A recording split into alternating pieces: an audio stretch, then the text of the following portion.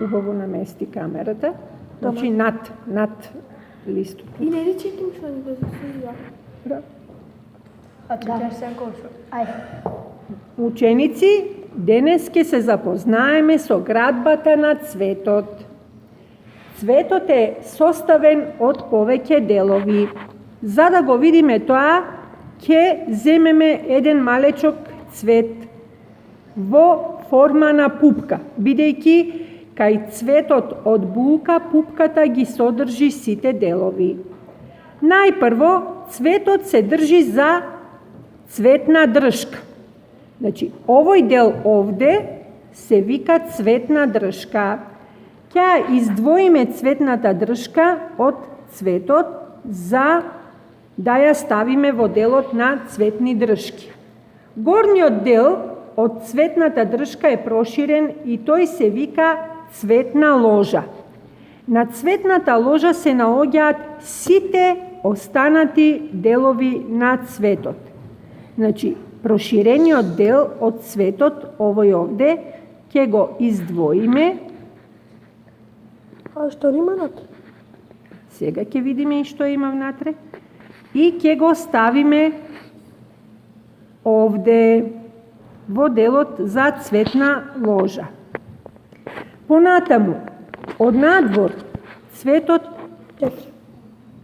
за цветната држка и цветната ложа се наоѓаат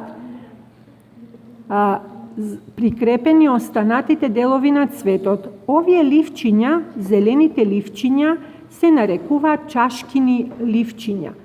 Тие го штитат цветот додека е во пупка.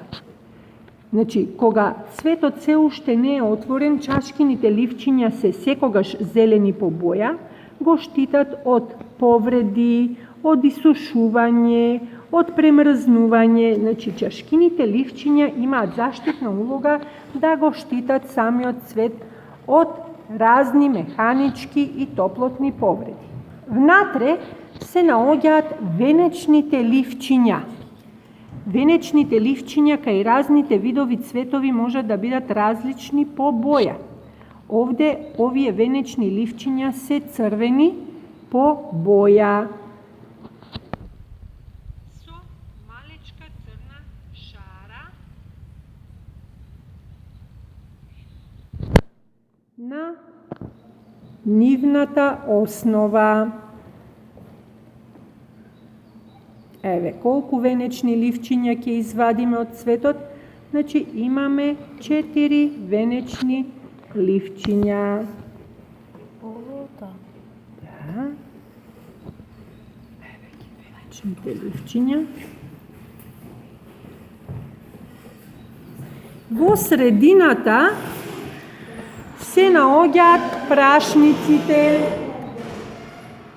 Во средината на цветот се наоѓаат прашниците.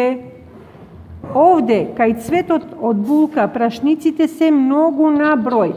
Тие представуваат машки полов орган на цветот, бидејќи во себе носат поленови зрна, кои што имаат машки полови клетки.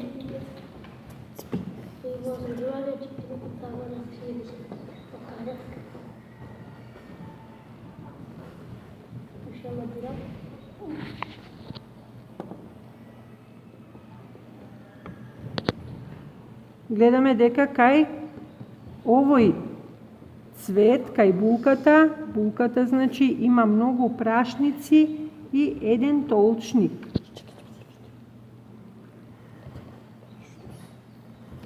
И на крајот, последниот дел од цветот е толчникот или женскиот полов орган. Значи, кои составни делови ги има еден цвет? Ова е цвет, цветот булка и рековме дека тој е расцветан, кај него не се гледат веќе сите составни делови, но кај пупката видовме дека цветот има цветна држка, горниот дел на цветната држка е проширен, се вика цветна ложа, и ги носи останатите делови на цветот. Тоа се чашкините лисчиња, зелени по боја, подебели, го обвиткуваат цветот додека е уште во пупка и го штитат од механички и температурни повреди или термички повреди, а после чашкините ливчиња доаѓаат венечните ливчиња, кои се разни по бојака и разни цветови, прашниците, машки полови органи, кои носат поленови зрна со машки полови клетки, и толчникот, женски полов орган, кој што ја носи женската полова клетка или јајцеклетка. Овој цвет е двополов цвет, бидејќи ги носи и машките полови органи, прашниците во себе, и женскиот полов орган или толчникот. Тоа е се за градбата на цветот. Very good stuck. Одлично, деца. Добар. Супер. Ајде сега, значи,